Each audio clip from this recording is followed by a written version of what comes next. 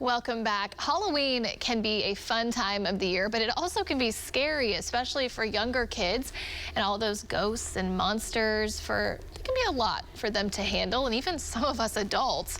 Some of it can even cause nightmares or starting to see a spike in maybe those bad dreams with kiddos at night. Well, this afternoon, sleep expert Tara Hess is back with us to discuss some of the ways that parents can ease fears for kiddos as we head into the nighttime hours, of course, and it's interrupting their sleep, and it's a whole problem. So Tara, Yes. Thanks for being here today with us. Thanks for having me again.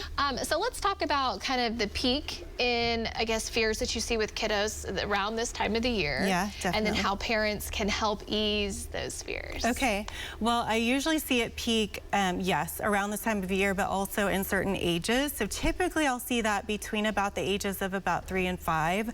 A lot of times parents with much younger children will assume that maybe their child's not sleeping well because they're scared. And usually that's not the case, because really they have to have an imagination to be scared of things. And then, you know, when that imagination forms around the age of 2 or so, and they're just not understanding the difference between fantasy and reality, that's where those fears come. So as a parent, it's definitely important to validate those fears. You want to make sure that your child feels understood, even though sometimes their fears can be very silly, you know, to us at least, because we do understand the difference between fantasy and reality. We do want to validate their fears. I always say you want to respond with the 3 R's. So the first R is that you should respond to your child if they wake up at night or something and they are truly scared. Respond, reassure them, and remind them that they're safe and everything's okay. It's definitely not the time to let your child cry it out if they're truly struggling and very scared. You want to definitely respond. On the flip side of that, I would say it's also not the time where you want to start a new habit like co-sleeping, unless you're willing to do that for the long term.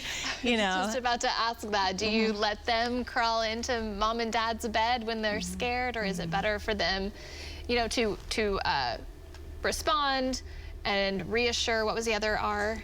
Remind them they're okay, they're safe. Do that in their room where they're sleeping. In their space, yes. Sometimes by actually allowing them to come into your bed, you're almost telling them, you know what, there really is a monster in your closet, so you probably should come in here with me. You know, so it's definitely important to keep them in their own space and remind them there.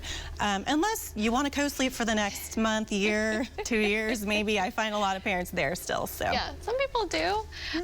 Okay, and so what about things that we know frighten our children, like if there are specific fears? Is there anything we can do to kind of help ease that? You know, maybe we know exactly what the child is afraid of. Yeah, well, I would say that the number one thing is like a general fear of the dark. So obviously parents go to is usually a nightlight, so let's offer a nightlight. I also like to give them a flashlight, because sometimes that gives them a little empowerment over that fear.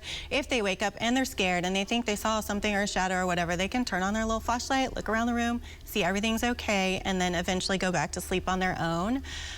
For other types of fears, I would say children's books are actually very powerful, and there are children's books on all kinds of topics, you know, that you read to your child, with your child, that can really help.